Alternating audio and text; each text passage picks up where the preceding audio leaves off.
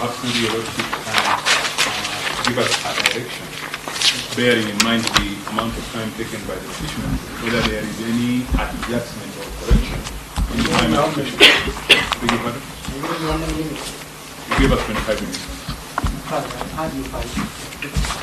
Most likely, bearing in mind we were responding to how many respondents? I am happy with the 30 minutes, and we shall constrain ourselves to the 30 minutes. My Lord, the application before you is opposed. And my Lord, I wish to begin our opposition to that application by making the argument that the petitioner or the applicant before you this afternoon or this morning is guilty in the most crude fashion of forum shopping. My Lord, I wish to place on record what my humble understanding of forum shopping is, and it is as follows. Where a party knowingly files various matters before courts of law, seeking the same relief about the same issue and hoping against hope for a different outcome.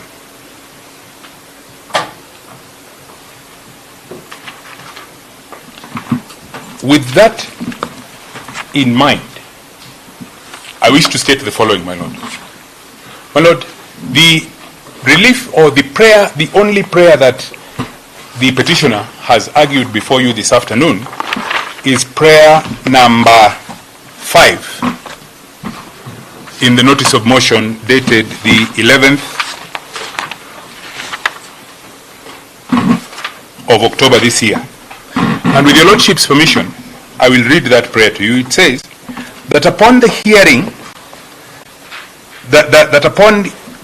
upon inter partes hearing, and pending the hearing and determination of the substantive petition hearing, a conservatory order be issued restraining the Senate as a whole from admitting, processing, dealing, or in any other manner whatsoever considering the motion for the proposed removal of the Deputy President from office by impeachment founded on the notice of motion of the National Assembly dated the 6th of November 2024.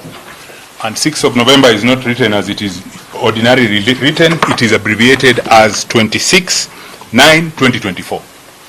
My Lord, that prayer is identical to prayer number 6 in the notice of motion dated the 2nd of October 2020. It is identical to prayer number 6 in the notice of motion dated the 2nd of October 2024 in petition number 522 of 2024, whose parties are identical to this one. Number 522. My Lord, that prayer, because it is important, I seek your indulgence to read it, reads as follows. That upon inter partes hearing and pending the hearing and determination of the substantive petition hearing, a conservatory order be issued restraining the Senate as a whole from admitting, processing, debating, or in any other manner, or in any manner whatsoever considering the motion for the proposed removal of the Deputy President from office by impeachment founded on the notice of motion to the National Assembly dated, and again the date is written 26/09/2024. It is the same prayer.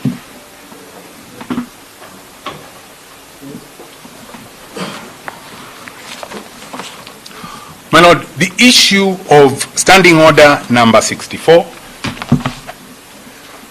and the constitutionality of public participation is an issue in petition 522.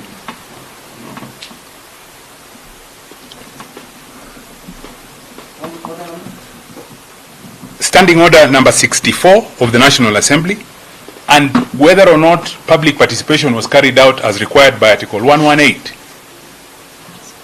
are issues for determination in petition 522, and I will demonstrate that in a moment, my Lord.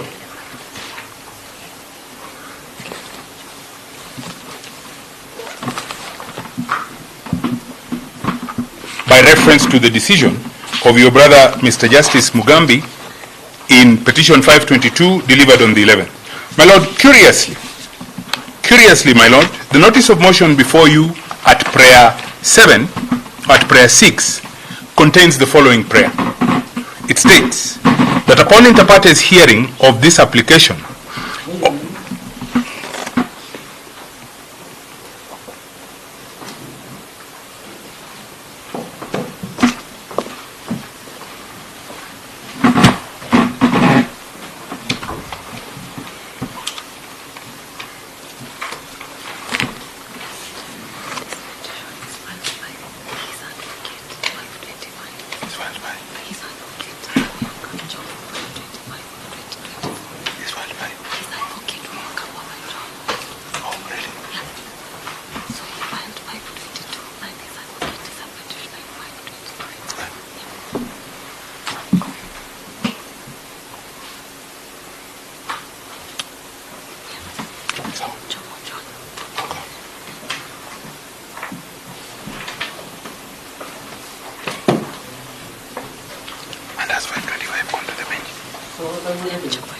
I'm reading prayer 6 in the notice of motion dated the 11th of October.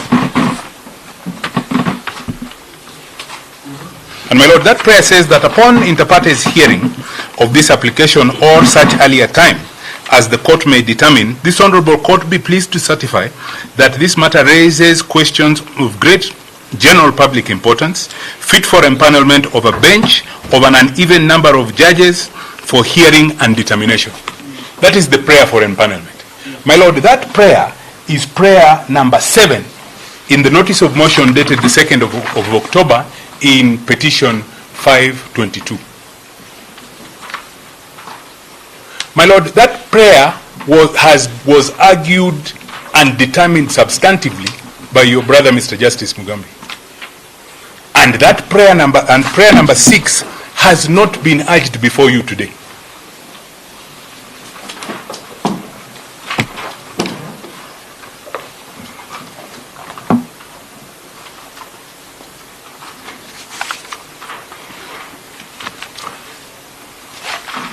My Lord, it is important that as you consider the allegation that we have made that the petitioner is guilty of forum shopping, that you, when you retire to consider your decision in this matter, consider the following paragraphs in your brother Mr. Justice Mugambi's ruling delivered in petition 522 on the 11th of this month. My good and learned friend Mr. Masharia has referred to that ruling, and I am referring to the same ruling as he did. My Lord, at paragraph 6, and I will read it quickly, your brother Justice Mugambi records the proceedings as follows: that Mr. Paul Mwite SC for the petitioner in paragraph 6. Mr. Paul Mwite SC for the petitioner in E522 of 2024 submitted that the petition indisputably raises weighty constitutional questions, which he highlighted. This included: 1, the constitutional validity of the standing orders of the National Assembly used to process the impeachment, particularly Standing Order number 64. That is the argument that senior counsel made before you. Your brother goes on to say, which he faulted for providing a short duration of 12 days to complete the entire impeachment process, whose impact it was to impede the adequate and meaningful public participation, a critical constitutional requirement. Again, the petitioner is on record in this matter that is the important issue in this matter. But instead of arguing it as they did in 522 to get certification, now they want conservatory orders. He goes on at paragraph 7. Mr. Mwite further contended that the impeachment process in the National Assembly is a quasi-judicial process and must comply with the provisions of Article 50. My Lord, that again is the argument that was made before you. This is the same issue, the same petition as 522. I wish to jump quickly to paragraph 38, which my good and learned friend Mr. Masharia referred to the end. But the beginning is also important. paragraph 38, your brother, Mr. Justice Mugambi, states as follows. I listened attentively as the issues in contention in these petitions as they are being canvassed by the parties' advocates. On the issue of constitutionality of the standing orders, the respondents strongly oppose the contention that, that it amounts to a substantial question of law because such issues have been litigated before He then went on to point out that I was keen, however, to pick out the unique challenges that the petitioners have pinpointed in assailing the standing orders that the National Assembly relied on to carry out the impeachment process. Again, it is standing order number 64. It is the same issue that is before you here. In paragraph 39, there was also the question of whether the allegations whether the allegations subject to an impeachment should be circulated to the public with or without the responses from the person being impeached. That was the question that Learned Senior Counsel asked. He impeaches the public participation process for not giving the public an opportunity to consider the Deputy President's responses. It is the same argument that was made before Mr. Justice Mugambi. Paragraph 41, my Lord. Finally, that notwithstanding the voting in terms of the numbers in both the National Assembly and the Senate on the impeachment motion, if the jurisdiction under Article 163 extends to interrogating the materials relied on under Article 145, so as to determine if the threshold to support the allegations was established, either in the National Assembly or the Senate or both. By the time this petition was being filed, it anticipated a challenge to the process in the National Assembly and the Senate. And your brother, Mr. Justice Mugambi, then goes on. I find that given the extensive nature of these proceedings, starting from the National Assembly all the way to the Senate,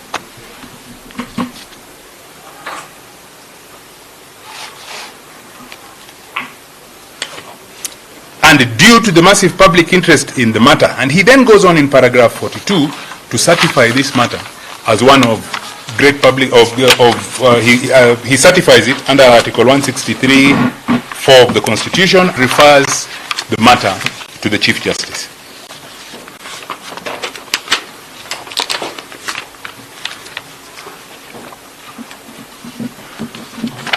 My Lord, I believe I need to say no more to demonstrate that this is the same petition as petition 522.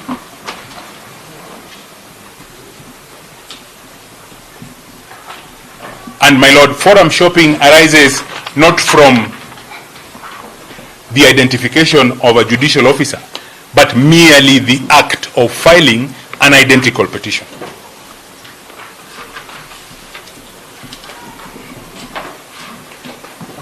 We all acknowledge that these days when you file, the CTS will allocate it to any judicial officer in that division. My submission is that forum shopping takes place when you file an identical petition seeking the identical relief.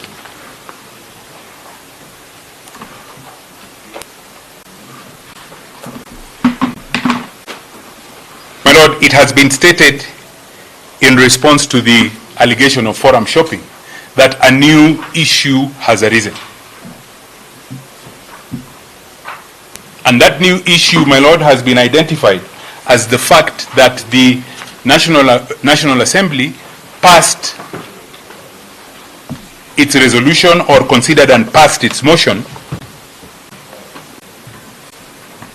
and that is what has then given rise to this cause of action. My Lord, it is not disputed that the National Assembly passed its motion on the 8th of October this year.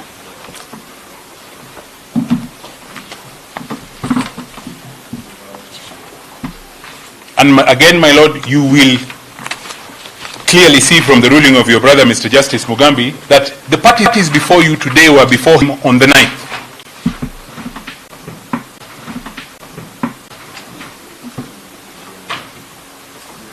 On the 9th of October this year.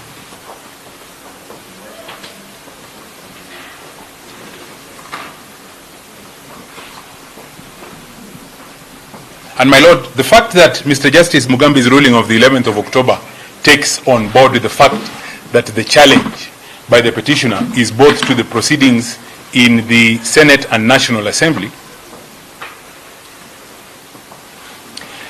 I submit that it was then the petitioner's duty in petition 522, when we were before your brother Mr. Justice Mugambi on the 9th,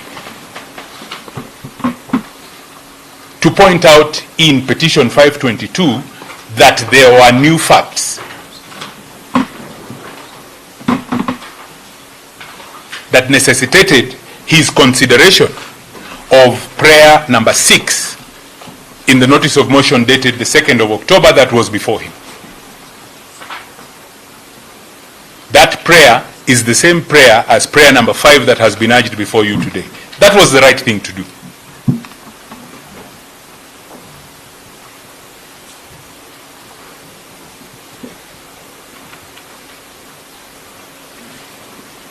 My Lord, that having not taken place, and the petitioner having elected to file this petition and the notice of motion that is before you this afternoon, that deed by the petitioner amounts to forum shopping.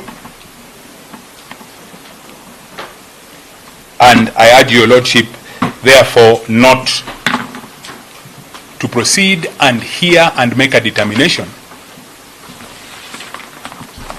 on the notice of motion that is before you in petition 550 of 2024.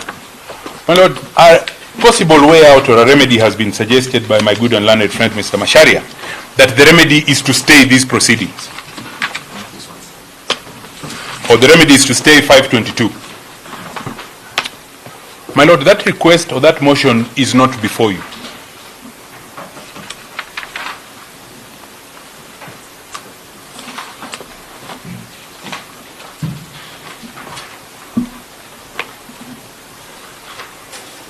And I submit that, my Lord, the correct thing to do, petition 522 being the first in time, and so as therefore, my Lord, not to be an accessory in forum shopping, what your Lordship should do is direct that this petition be consolidated with petition 522 of 2024,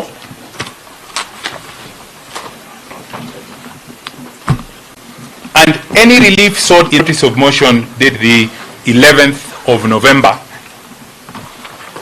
11th of October, 2024, be canvassed in the consolidated petition 522 of 2024.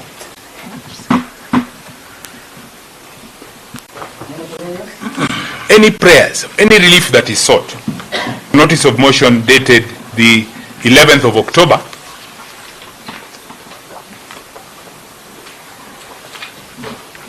2024, be canvassed within the context of that consolidated petition.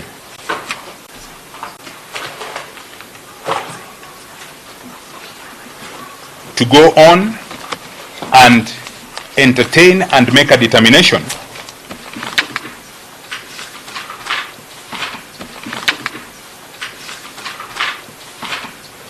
as you have been invited to by the petitioners, would my Lord, would then be facilitative of forum shopping.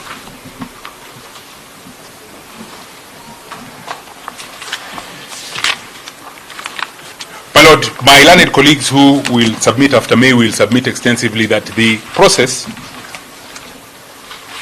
which the Senate has now embarked on is guided by certain constitutional timelines. And in deference to those constitutional timelines, my Lord, the remedy that the judiciary has come up with is to acknowledge that the High Court's ability to examine, if it has that ability, is postponed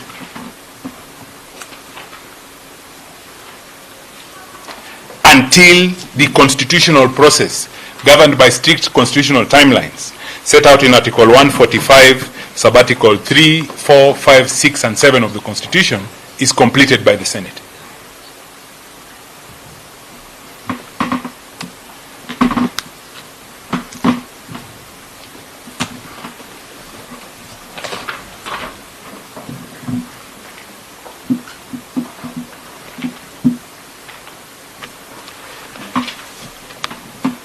My Lord, I am of the view that you should not consider any of the substantive arguments that have been made in support of the notice of motion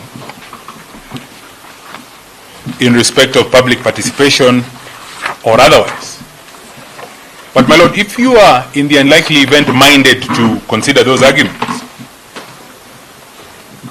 I wish to submit that the total population of Kenya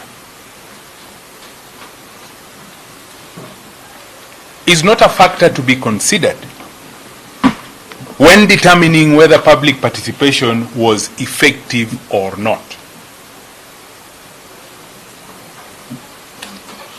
Article 118 of the Constitution places an obligation on Parliament to facilitate public participation. But the public have no compulsion to participate. There is no corresponding duty in the Constitution that when public participation takes place, then all citizens or a certain category of citizens of Kenyans must participate.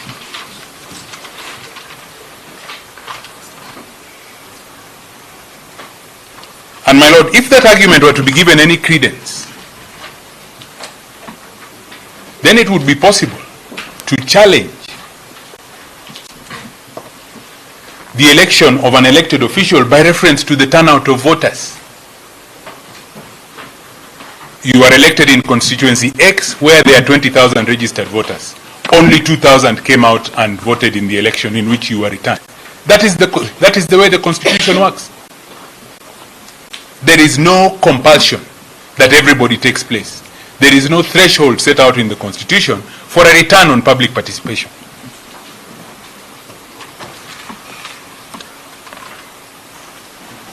Again, my lord, the reference to an opinion poll and to pollsters is again irrelevant in assessing the adequacy or the efficacy of public participation. I submit, my lord, that in promulgating the Constitution in 2010, the people of Kenya were very deliberate as to the structures and institutions they set up.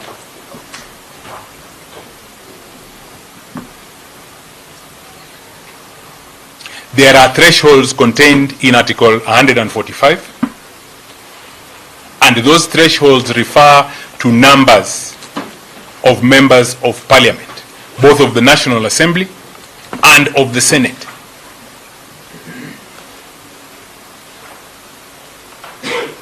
And if there are any numbers to be referred to, it is those set out in Article 145.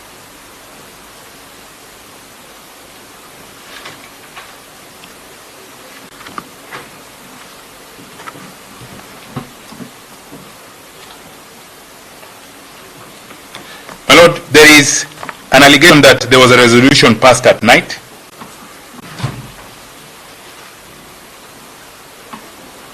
And there was a concern at the speed at which the process is taking place.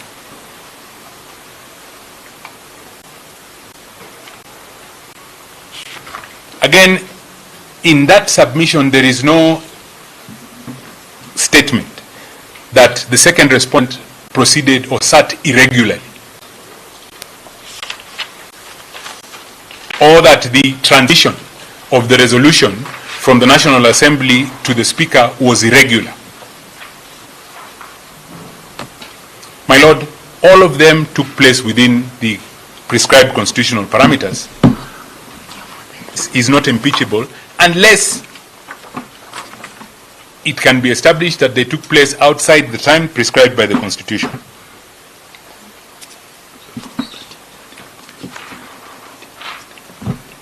My lord, in respect of the order from your brother, Mr. Justice Mwongo, in Kerugoya, and I'm glad to note that my learned colleague, Mr. Ndego Njiru, is now present. When we were before Mr. Justice Mwongo, an attempt to make these submissions that have been made on the part of the petitioner, that there was non-compliance with that order, were made.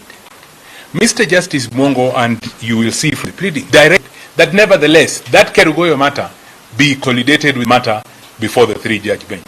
And my substantive submission is as follows. There is a petition in Kerugoya where Mr. Justice Mwongo gave certain parameters in which public participation must take place. I believe it is petition number 14. It's in his supplementary affidavit. It is in the supplementary affidavit filed, RG 19.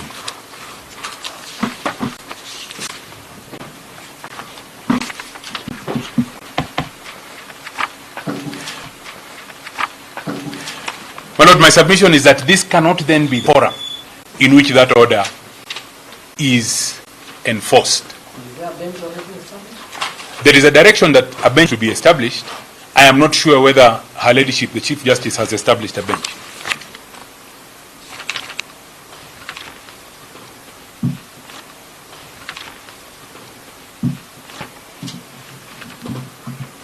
This matter is not consolidated with the matter where the Kerugoya matter has been consolidated, and it cannot then be a proper exercise of this court's jurisdiction to turn petition number 550 of 2024 into the enforcement proceedings for orders made in petition number 14 of 2024 in Kerugoya.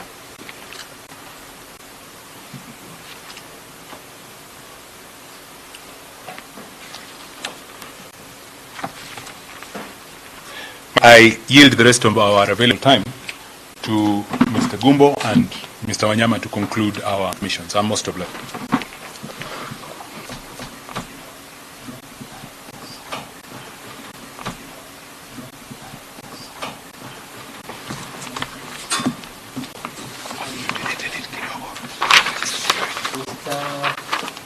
You have 10 minutes to go. You want him to take the 4 minutes? Or you conclude? My Lord, perhaps if you could be kind enough to add us some time. I was making submissions on an important issue, and I believe we all agree that it is important. My Lord, we are entirely in your hands. What we seek for is a little more time so that we can put the other issues.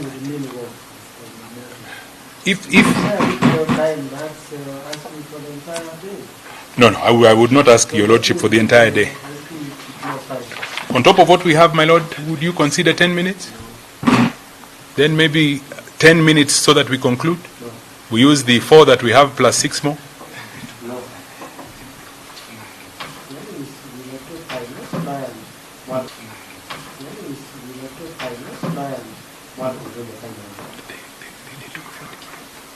Because each one of you has time extension. So how much time is it? I leave it entirely to you, my Lord. Conclude. I'll give you another 3 minutes. That makes 7.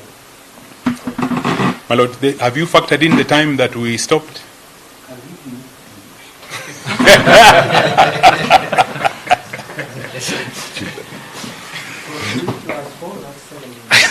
Position has been referred to in or rather the matter that is filed before Kerugoya, your brother Justice Mongo. I just want to add one small thing to that matter.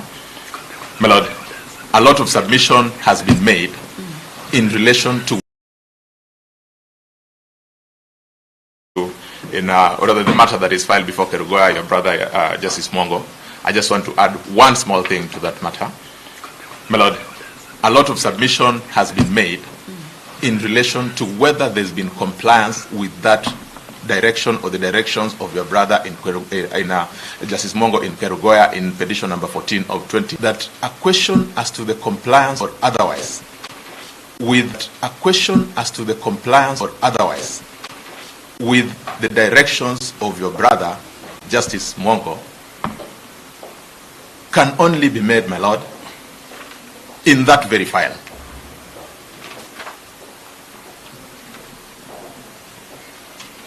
That file is before you. My Lord, you'd be handicapped, plans or otherwise, with the directions of your brother. Very quickly then, my Lord, to plans or otherwise with the directions of your brother. Very quickly then, my Lord, to a submission in relation to Article 145, my Lord. This entire process is hinged on Article 145 of the Constitution. Article 145(1) relates to the process in the National Assembly. My Lord, submission has been made before you from both sides of the bar that process has been concluded. In fact, that there's been a resolution that has been sent to the Senate pursuant to the provisions of Article 145, 1 and 2 of the Constitution. My Lord, why that is important is that it signifies that Article 145.3 has kicked in, which means that the Senate is now properly seized of the matter. In fact, learned senior counsel, Mr. Muite, did indicate that that is accurate, that this matter is meant for determination and deliberation, that is accurate, that this matter is meant for determination and deliberation on Wednesday and Thursday of this week. My Lord, if that be the case, where then is the efficacy of issuance of any conservatory order? We ask ourselves, my Lord, that given the jurisprudence that has emanated from this court, the Court of Appeal, and the Supreme Court, the position, my Lord, has been that deference and judicial restraint should then be exercised so that the process that starts from the National Assembly into the Senate is completed. It is only then that the High Court would come in, if at all, to inquire as to whether anything done under the provisions of the Constitution is indeed done in compliance with the Constitution. My Lord, I in particular make reference to decisions that have been placed before you. There is a decision by the Supreme Court in Supreme Court petition number 11 of 2022. Mike Mbuvi Sonko. My Lord, it appears as, I think, number 7 in our list and bundle of authorities. What are those bundles? You keep on talking about bundles. They're in the system. Yes, my Lord. And I'm here. My Lord, I think that's why we were trying to draw the difficulty that we found ourselves in, because we received them this morning. We received submissions this morning. We received bundles this morning. It is only today that we could respond. My Lord, can I suggest that we can print and avail them before you? Stating right to them. Because I'm supposed to be looking at what you're telling me. And if I are doing that, I do so. My Lord, can we give an attempt to print those documents, avail them before you shortly after this proceeding? Thank you, my Lord. My Lord, in the Mike Mbuvi Sonko matter, we particularly refer you or invite your attention to the to paragraph 136. My Lord, to paraphrase, the Supreme Court expressed itself to a worrying trend where there is litigation that is conducted before another constitutional process is carried out. And in their wisdom, they gave guidance that in such instances, my Lord, the courts would exercise, again, the decision by the Supreme Court in a case of Justice Kariuki Mate and others. That's petition number 32. Again, the decision by the Supreme Court in a case of Justice Kariuki Mate and others. That's petition number 32 of 2014. It appears as number 8 in our list of authorities. I invite your attention to paragraph 61, 62, and 63. Petition number 32 of 2014.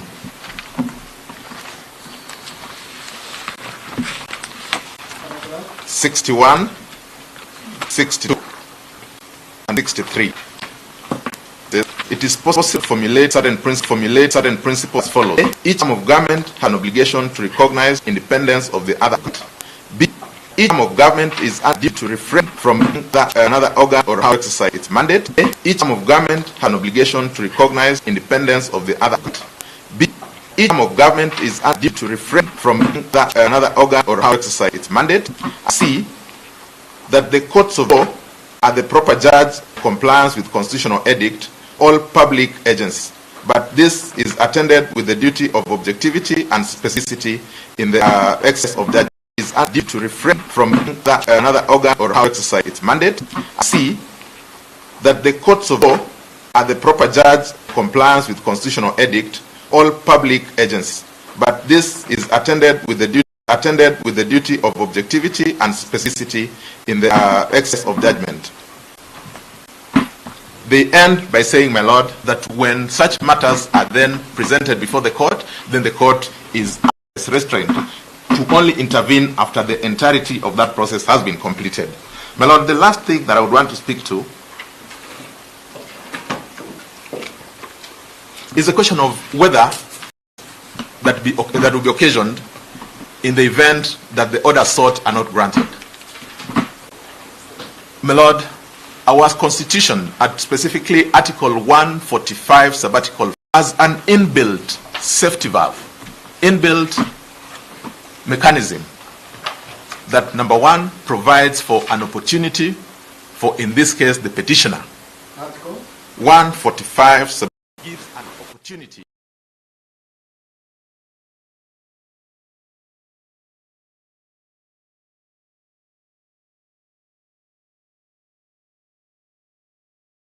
valve gives an opportunity for, number one, the petitioner to be heard before a determination is made. But what's more, that after this process would have been concluded to whether the entire process was in compliance with the Constitution. So at no point, and the courts are always able to fashion appropriate remedies at whatever point in time when such issues are raised. My lord, lastly, it should not be lost on us that the Kenyans, in framing this specific Article 145 of the Constitution, just like most of the other provisions, were very mindful of the need to determine and conclude these matters with urgency. That is why timelines are therefore defined for the completion of these processes. In the case of this impeachment, my lord, the Constitution at Article 145 sabbatical 3 sets a timeline of 7 days. Granting order may then mean extending the scope of that constitutional act. 145 sabbatical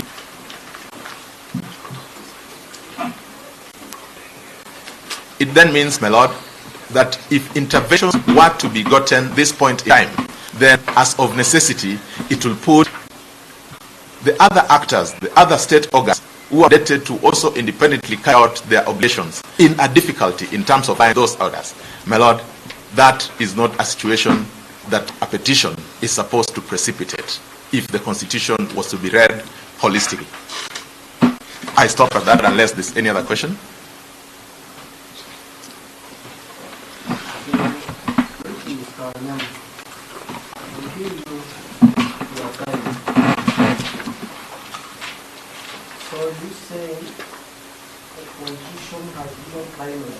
Yes, madam. And the same Constitution says at the end of the exercise, yes, another person should be there within the period. So first, it gives a period of 14 days within which then the president can nominate a person to be considered by the National Assembly for the position of deputy president. That means within 14 days there should be someone. Yes, but then if that is not the end, because that person again is subject to approval by assembly for within another 60 days. No, we are not on there. We are still at the stage where there should be someone. Yes. What happens then? When we be asked, what happens then?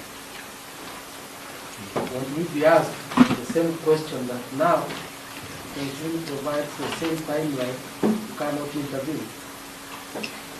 Not quite. You know, the independent processes that as I look at them alone, once that entire process has been completed and a determination made, the provisions that then govern the question of replacement are completely different. At that point in time, in my humble view, the court can consider a question as to whether what has been done can then is in compliance with the Constitution. Thank you, my Lord. Yeah, thank you, my Lord. I will not take a lot of time, just address the issue of conservatory orders.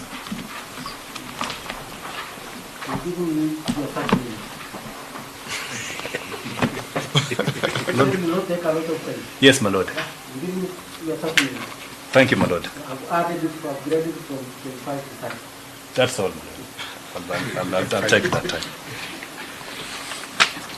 My Lord, I will begin first of all by submitting on the practical implications of the orders of the proceedings before your brother, Justice Mugambi, in petition 522 of 2024, vis-a-vis these proceedings. My Lord, and I want to make the firm submission that, my Lord, the petitioner in this matter, who is the petitioner in 522 of 2024, is precluded by the doctrine of estoppel of record.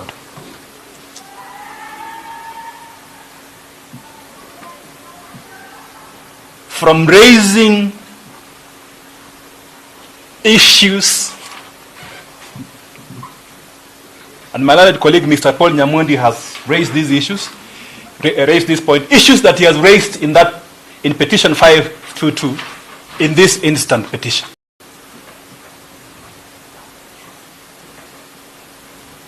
My Lord, let me just be very clear that in 522 of 2024, my learned colleague Mr. Ongoya, as led by Senior Counsel Paul Mwite and assisted by Faith Waigu and Mr. Mashare, who are in these proceedings, firmly told the court and submitted in this very bench that they were not pursuing the prayer for conservatory orders. At that very moment when they were making those submissions, the proceedings in the National Assembly with respect to impeachment, phase 1, had been concluded.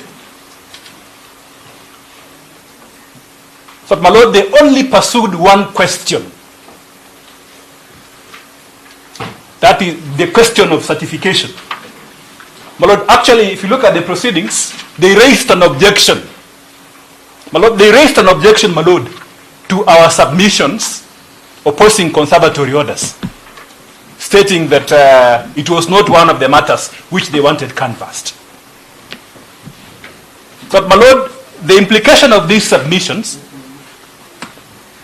do I understand you to say that they didn't want you to respond to the application for conservatory orders? yes, my Lord, in petition 522 of 2024, because according to them, they didn't want to argue that petition, that aspect of the prayers. All they wanted was for certification.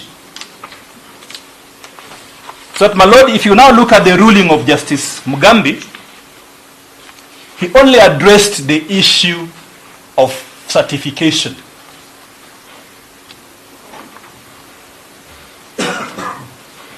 So that, my Lord, in terms of the implication, our submission is that if there is any value to be derived from this application, the value is for them to ask that this application be consolidated with petition 522 of 2024. My Lord, that will be consistent with the Mutunga rules, especially Rule 2.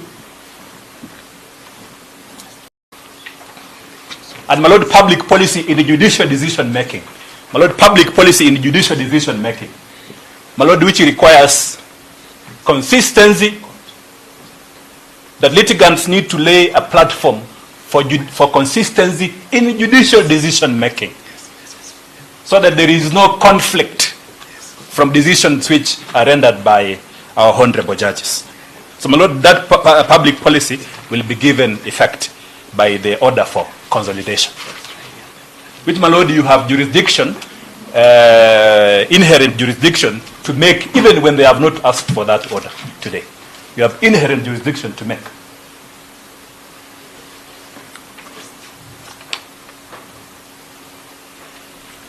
My Lord, I'll briefly mention the test on the ground of conservatory orders.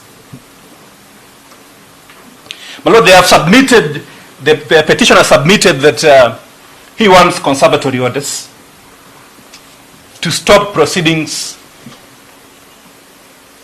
in the Senate. My Lord, my submission is that if you examine the nature of proceedings for impeachment,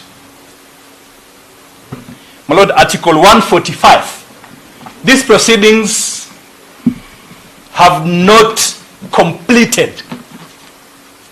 My Lord, proceedings in the National Assembly and proceedings in the Senate are one continuum.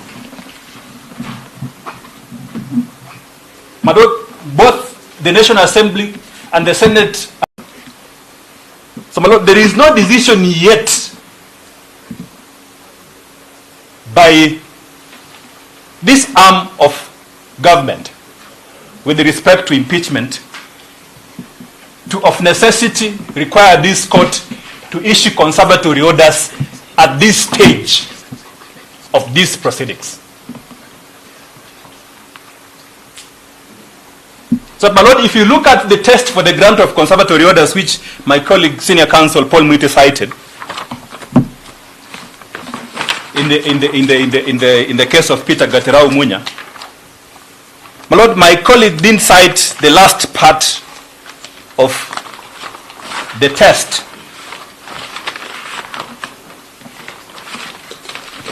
My Lord, which requires you to consider, my Lord, and make a delicate decision.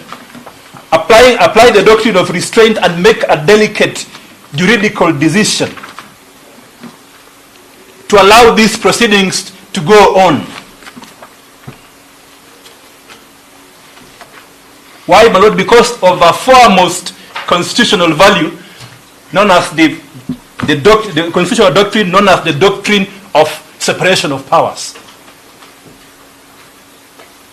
My Lord, these proceedings which are before the Senate are legitimate constitutional proceedings. My Lord, public participation has been conducted. They can question the adequacy of that public participation, but my Lord, public participation has been conducted to a sufficient degree of acceptability.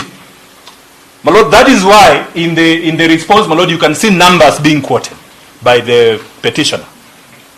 So, my Lord, if I submit that if there was no public participation in these proceedings, in the impeachment proceedings, my Lord, then that will have made a lot of sense to injunct the proceedings at any time when the petitioner comes to court, because, my Lord, public participation is a core constitutional value. So, my Lord, because public participation has been conducted, the delicate exercise of judicial function, the petitioner comes to court, because, my Lord, public participation is a core constitutional value. So, my Lord, because public participation has been conducted, the delicate exercise of judicial function, my Lord, then requires that you hold on a little bit. You don't issue precipitate conservatory orders to stop this legitimate constitutional process of impeachment. My Lord, the implication on the opposite side is that, my Lord, these proceedings are not about criminality, impeachment proceedings. My Lord, they are about political responsibility. And my lord, in the design of the 2010 Constitution, my lord, they exist in the constitutional and legal order for good reasons, my lord. My lord, they exist so that the legislative arm of government is able to hold certain state officers, my lord, into account.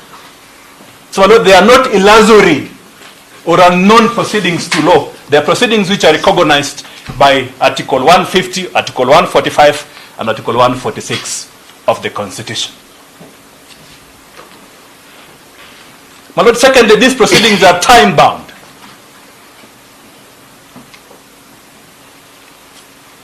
My lord, in the case of Justice Kariuki Mate, and my lord, the case of Justice Kariuki Mate, my lord, is a typical case, my lord, for you to apply in this matter, because, my lord, the facts appear to be tailored for this kind of situation. My lord, petition 32 of 2014, Justice Kariuki Mate versus Martin Nyaga Ombora. A similar matter, my lord, where my lord, petition number 32 of 2014.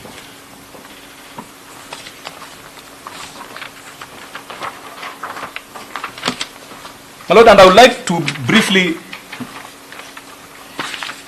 my lord, reflect on what the Supreme Court has said in paragraph 83 of this decision. Paragraph 83 of the decision. 83, my lord. So, my lord, the Supreme Court is asking itself a question.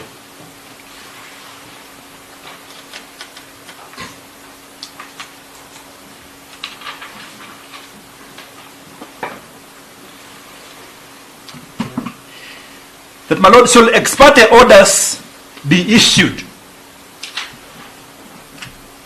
And in this case, my lord, we are reformulating by interpreting, because the implication is the same. Be issued, my lord, with respect to proceedings which are active before the legislative arm of government.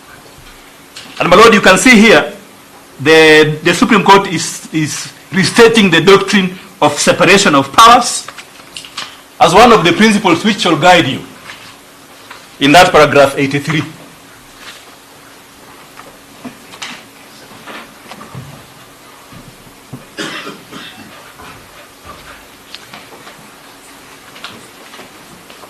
Because, my lord, the implication of the conservatory orders is that then the proceedings, these time-bound proceedings, my lord, these time-bound proceedings before the legislative arm of government will then be stopped. And, my lord, I submit that it is not unique for the Constitution to require this kind of proceedings to be time-bound. And, my lord, in paragraph 84, to require that you exercise what the Supreme Court judges are called inner restraint. Inner restraint. Because, and my lord, the Supreme Court is saying exercise this inner restraint in the context of express mandate allocated under the Constitution to Parliament. And, my lord, the idea is to circumvent and avoid conflict and crisis. Conflict and crisis in the discharge of constitutional responsibility.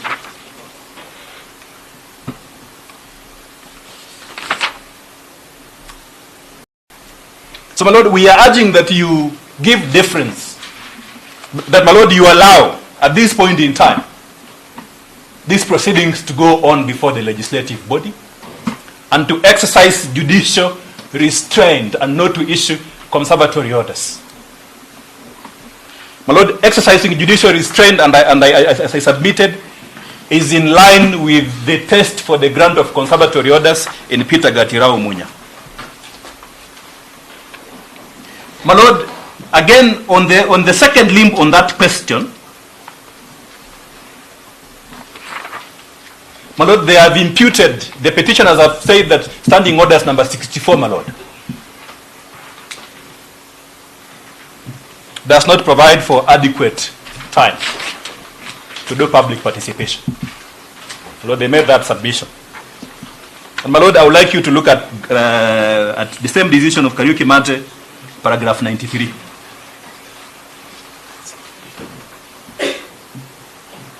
Because my Lord, standing order number 64 is made pursuant to the provisions of the Constitution.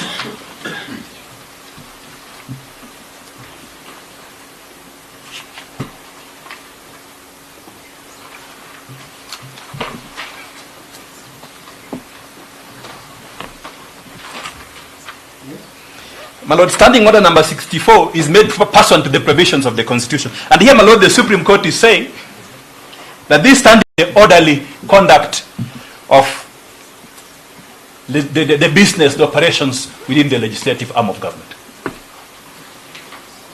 So, my Lord, I want to submit that these standing orders then enjoy the presumption of constitutionality. So, my Lord, the standing orders provide that if a motion is introduced before the House, the National Assembly, for the impeachment of President and Deputy President, my Lord, the standing orders require that that motion be dispensed of, my Lord, within 7 days. My Lord, within 7 days. And my Lord, that takes us again back to the doctrine of time-bound proceedings. My Lord, within 7 days. My Lord, what that means... So, which law says 7 days? My Lord, standing orders, my Lord. So that, my Lord, now going to the Constitution, my Lord, Article 145, on the removal of President, which Article 150 equates, that shall also apply for the removal of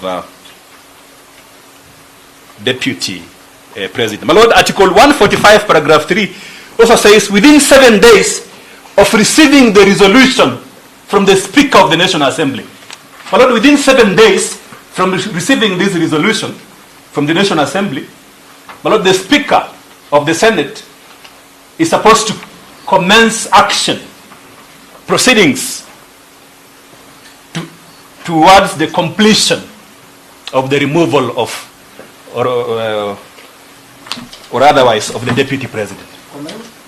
My Lord, to consider the motion, my Lord, to commence the proceedings to consider that motion for the removal of President stroke Deputy President. My Lord, thereafter, they only have 10 other days, my Lord, 10 other days to finish the process, to make a decision. My Lord, you can correlate this to Article 140 of the Constitution of Kenya, which requires that a petition once presented to the Supreme Court for the validity of a presidential election must be determined within 14 days. So, my Lord, it's not unique for these proceedings to be determined in this manner. My Lord, there are constitutional policy reasons why that is the case. My Lord, perhaps because this position is important and stability of the nation is very critical, you don't want to keep people in abeyance on who is their president and deputy president. My Lord, the deputy president, when there's a vacancy in the office of president, they're supposed to assume office as president. So, my Lord, because of these constitutional timelines, then one of the reasons one, my Lord, can make is that because of the stability of the nation, you cannot have a vacancy in the office of president and deputy president within this kind of periods. That is why the Constitution, my Lord, has set strict timelines concerning their removal from office or election into office.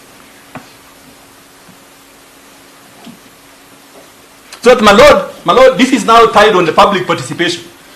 So that, my Lord, what happens on the public participation, my Lord, is that whereas public participation is not provided for in Article 64 of the Standing Orders, my Lord, public participation is a constitutional imperative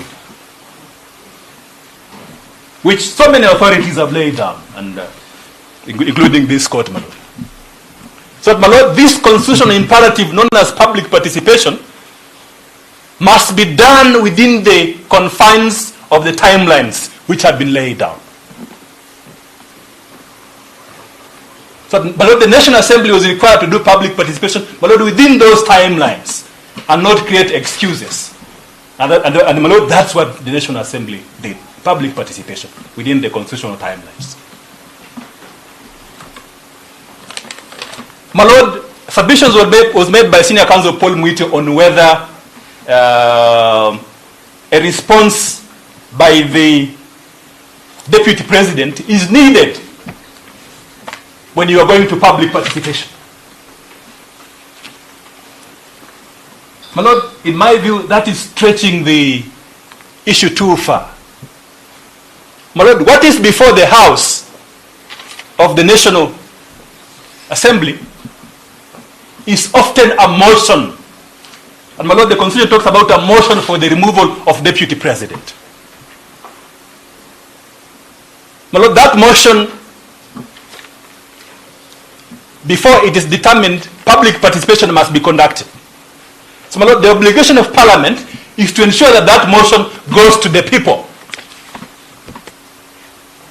for them to air their views on what they think the motion, on what they think the elected members should do with the motion. And my Lord, sovereignty, they exercise it directly or indirectly through their elected representatives.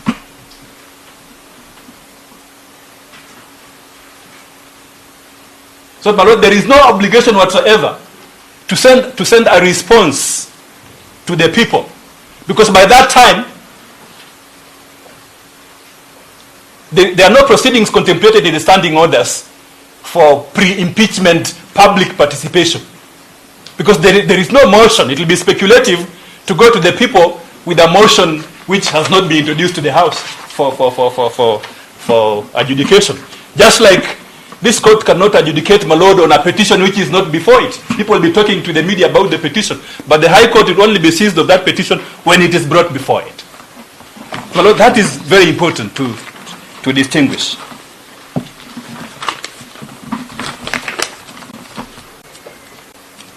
And my Lord,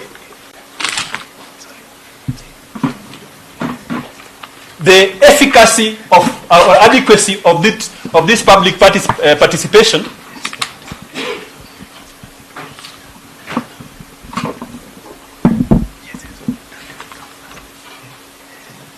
considered at this stage of the proceedings. My Lord, the petitioner is inviting you to make conclusive determination on the question of public participation. My Lord, the response from the National Assembly that public participation was indeed done, and the mere fact that it was done, then, my Lord, you cannot consider that on merits at this stage. So, my Lord, we urge that you don't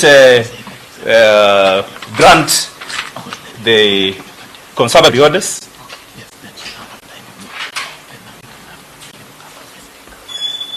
So, my Lord, the application of the conservatory orders will to destabilize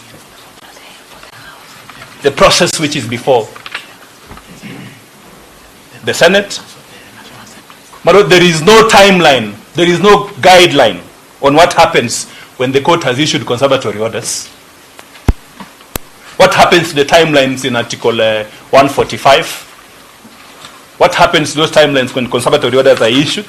My Lord, the doctrine of proportionality in the Mutunga rules require that you exercise some restraint as not to issue conservatory orders at this stage.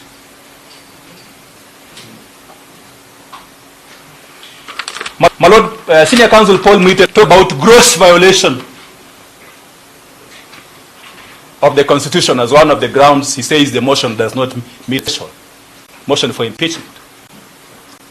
But my Lord, again, in the Sonko case, the Supreme Court has said the role of the court is not to look at the midst of these allegations.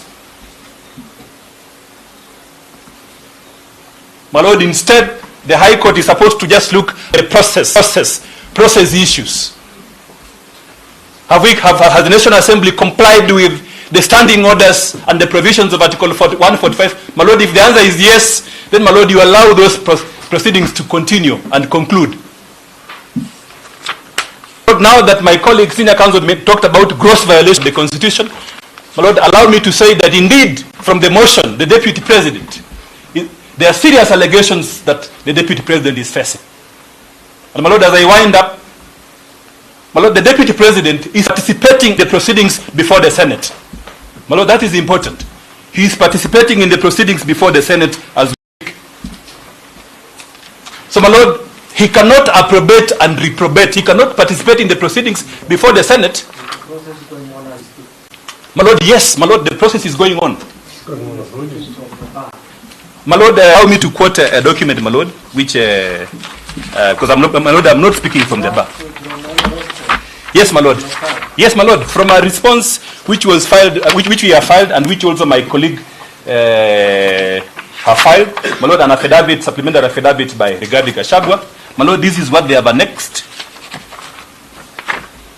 My Lord, they have annexed a letter from the Senate inviting them to submit a response by 5 p.m. today, stating that the motion is before the House. They were given material which constitute this motion, and they were required to file a response.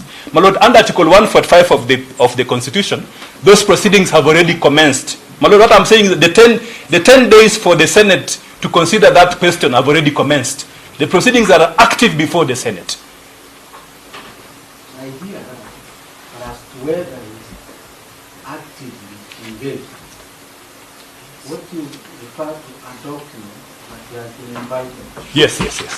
not a document that has filed. That's correct, my Lord. So can we restrain ourselves to that point? Okay, my Lord. I will rephrase then, my Lord, by saying that the Senate has invited the Deputy President, That's fine. yes, to appear, my Lord, before it to answer on these weighty allegations which the petitioner says concern gross violation of the Constitution. My Lord, now that brings out a fundamental point. My Lord, he has opportunity in accordance with the provisions of Article 50 of the Constitution. My Lord, he has opportunity to air his grievance in a trial process at the Senate. My Lord, that's a fundamental tenet of the doctrine of natural justice. He has been given an opportunity to come and ventilate his concerns about public participation, content of their motion, the allegations he is facing. He has opportunity to ventilate those concerns in a quasi-judicial process, my Lord. My Lord, quasi-judicial process. So, my Lord, it's better that we allow him to exercise his opportunity to appear before this quasi-judicial process for the trial of these allegations. My Lord, the issuance of conservatory orders will deny the parties that opportunity to subject the allegations against him in a constitutionally tested and compliant process of impeachment. My Lord, the senators act as jurors, as in this case, stroke judges. My Lord, they are required to make up to decide on each and every allegation that he is facing. So, my Lord, the doctrine of ripeness then applies against the Deputy President at this stage of the proceedings. My Lord, his complaint is not ripe for judicial adjudication yet. My Lord, as I submit, as I wind up, the roof is not on fire.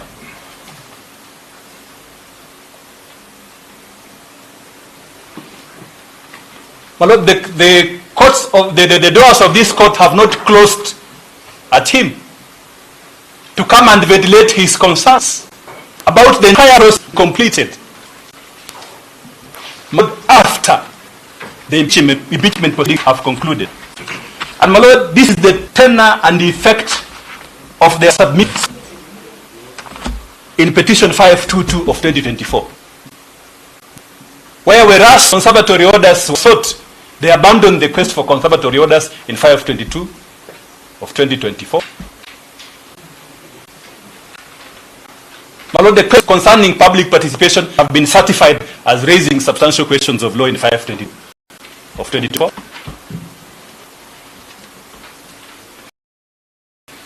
My Lord, there's a prayer on arresting, suspending, or interfering with the decision of arresting, suspending, or interfering with the decision of the Senate in 522/2024.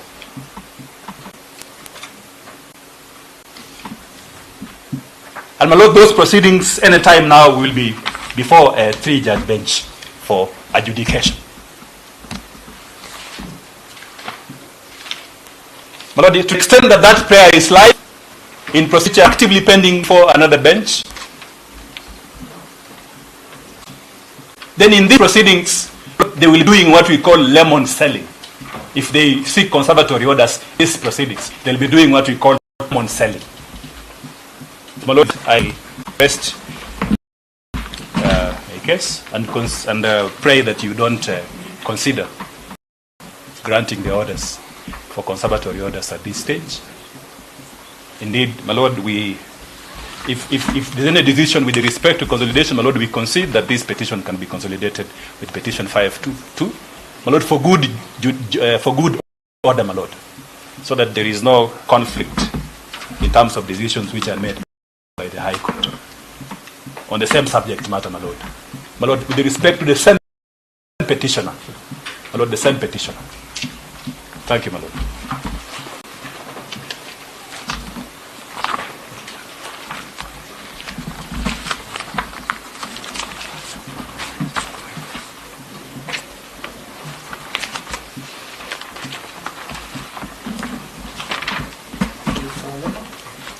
Yes, my lord. Yes, I have my time. I wanted to ask a question to Yes, my lord. you refer to paragraph 93. Yes, of the Although I understand you have a split of the yes.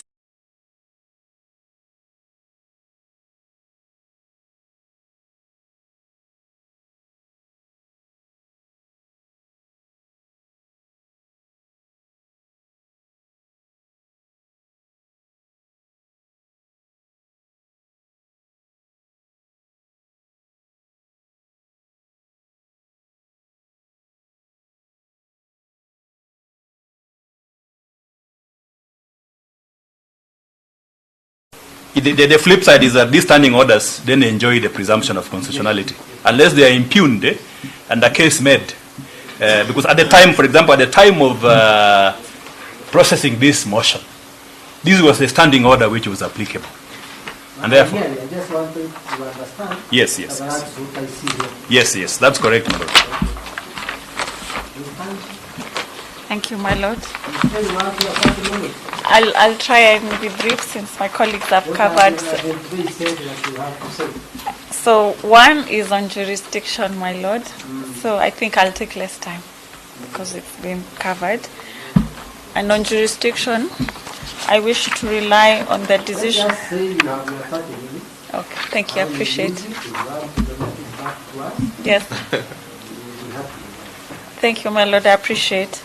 So starting with the question of jurisdiction, which we have raised in our preliminary objection, my lord, I wish to refer you to civil application from the Court of Appeal in Nyeri, number E093 of 2023, Kawera Mwangaza versus the County Assembly of Meru, civil application number E093 of 2023, Court of Appeal at Nyeri. Parties are Kawera Mwangaza versus County Assembly of Meru and the Speaker of Meru and the Speaker of Meru. My lord, in this matter, it's in our list of authorities at paragraph 22. The Court of Appeal found that they do not have jurisdiction. Oh, sorry, my lord, at paragraph 21. They do, yes, my lord. They do not have jurisdiction in the first instance to consider the merits of the application for conservatory orders before the impeachment process has run its constitutional and legal course. They downed their tools at that point because the matter was pending before the legislature. They then proceeded to say that Honorable Mwangaza still has an opportunity to appear before the Senate, and if she is impeached, she still has the right to approach the court for appropriate relief. Until? Sorry, my lord? Until? You are reading something. Oh, I'm saying, and after that, the court proceeds to say that if the petitioner, in this case, Honorable Mwangaza, is impeached, she still has the right to appear before the Senate. Okay, let me go back. This court lacks jurisdiction in the first instance to consider the merits of the applicant's application, which sought conservatory orders before the impeachment process has run its constitutional and legal course. They then proceed to say even runs its course, she still has a right to appear before the Senate, and she still has a right to approach the court for appropriate relief. Yes. So at this point, the petitioner finds himself in the same circumstances as Honorable Mwangaza. He has produced the invitation from the Senate. He has produced the invitation from the Senate to provide his documents this evening by 5. He has produced an invitation to appear on the 16th and the 17th of October. My lord, the Senate is the impeachment court. That is the trial court.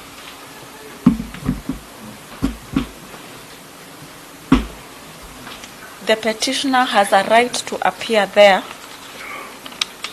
present his evidence, rebut what the National Assembly has presented to the Senate,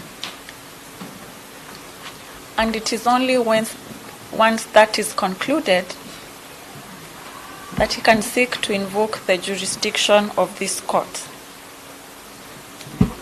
My lord, I also wish to rely on the Supreme Court decision of Karaoke Mate, which has been extensively cited this afternoon. Because if you exercise your jurisdiction and grant the orders that the petitioner is seeking, the effect will be to stop a constitutional process.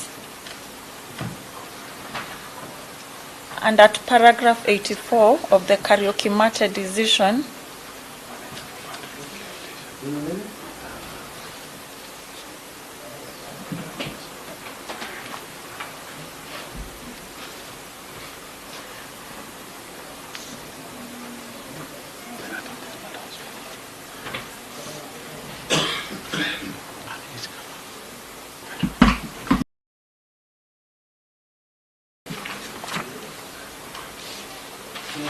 the court said that no government, 84,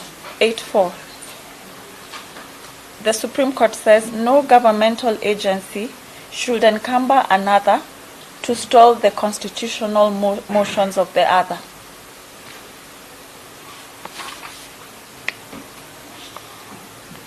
My lord, the 10 days for the Senate are already running. If you issue a stay of those proceedings,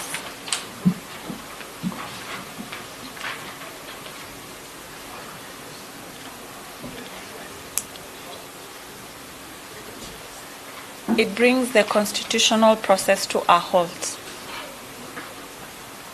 or puts the Senate and the Speaker in a position where they have to decide whether to comply with Article 145 or to comply with decisions of the courts.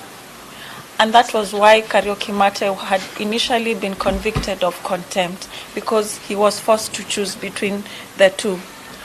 My lord, we ask that you allow the Senate to conclude and then give whatever appropriate reliefs. And at this point, my Lord, that is why the petitioners have been unable to demonstrate that their petition will be rendered nugatory if these orders are not granted. It will not. What they will do is to take the outcome of the decision in the Senate, which may even be in favor of the petitioner. He may or may not be removed. We do not know.